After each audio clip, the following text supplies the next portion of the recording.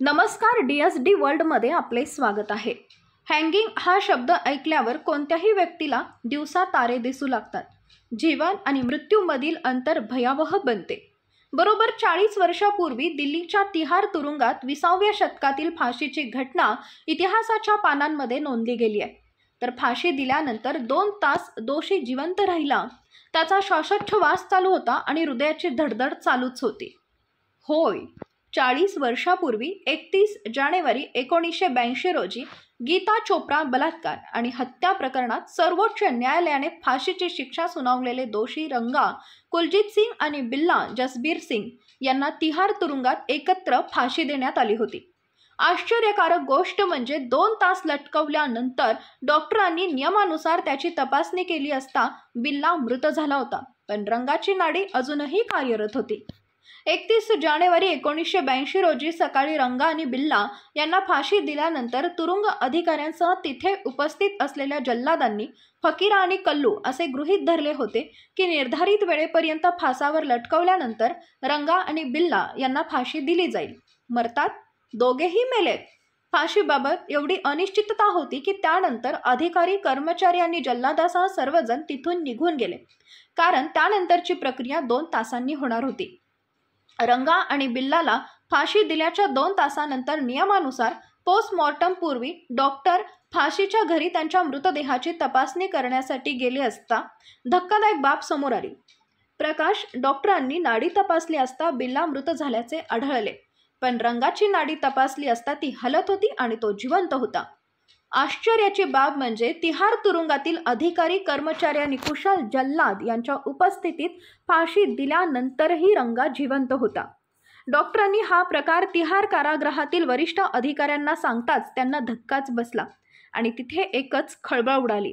यावेळी फकीरा आणि कल्लू हे दोघेही जल्लाद तिथे उपस्थित होते आणि रंगा 2 तासानंतरही जिवंत असल्याचं ऐकून दोघांनाही आश्चर्य वाटले. फाशीच्या घरात दहशतवादी कैदी रंगा जिवंत असल्याचं वृत्त पसरताच कारागृह कर्मचारी, जल्लाद आणि अधिकाऱ्यांमध्ये खळबळ उडाली. यानंतर जल्लादने पुन्हा रंगाच्या मानेभोवतीचा फास खालून ओढला, परिणामी त्याचा मृत्यू झाला. यामुळेच फाशी देण्यापूर्वी दोषींच्या वजना एवढी डमी बनवून त्यांची चाचपणी केली जाते आणि तीही अनेक वेळा. 1978 मध्ये गीता चोप्रा बहीण आणि संजय चोप्रा भाऊ यांचे अपहरण आणि गीता यांच्या सामूहिक बलात्कार आणि हत्या प्रकरणात रंगा आणि बिल्ला यांना सर्वोच्च न्यायालयाने फाशीची शिक्षा सुनावली होती.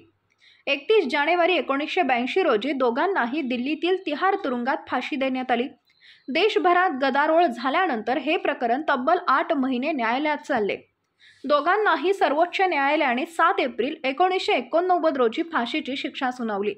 त्यानंतर कायदेशीर पर्याय संपवून दोघांनाही तिहार तुरुंगात फाशी देण्यात आली. रंगा आणि बिल्ला हे तिघे अतिशय धोकादायक गुन्हेगार होते. अनेक वर्ष तो दरोडा, मारहाणीसह विविध घटना घडवत होता. याच क्रमाने 1978 मध्ये रंगा आणि बिल्ला या दिल्लीतील खंडणीसाठी यांनी एका भाऊ आणि बहिणीचं अपहरण केलं. त्यांच्यामध्ये भाऊ संजय चोप्रा यांच्यासह ऑल इंडिया रेडिओवर एक कार्यक्रम देणारी बहीण गीता चोप्रा होती. दोघांना लिफ्ट दिल्यानंतर रंगा आणि बिल्ला यांना समजले की दोन्हीही बहीण भाऊ गीता आणि संजय चोप्रा ही नौदल अधिकाऱ्यांची मुले आहेत. पकडले जाण्याच्या भीतीने रंगा आणि बिल्ला यांनी दोघांची हत्या केली. हत्येपूर्वी गीता चोप्रावरही बलात्कार झाला, तेव्हा या अत्याचाराने परिसीमा गाठली. त्यानंतर प्रदीर्घ कायदेशीर लढाईनंतर सर्वोच्च न्यायालयाने कुलजीत सिंग उर्फ रंगा, खुश आणि जसबीर सिंग उर्फ बिल्ला यांना फाशीची शिक्षा सुनावली. यानंतर सर्व औपचारिकता पार पडल्यानंतर घटनेच्या 4 वर्षांनंतर दोघांनाही फाशी देण्यात आली.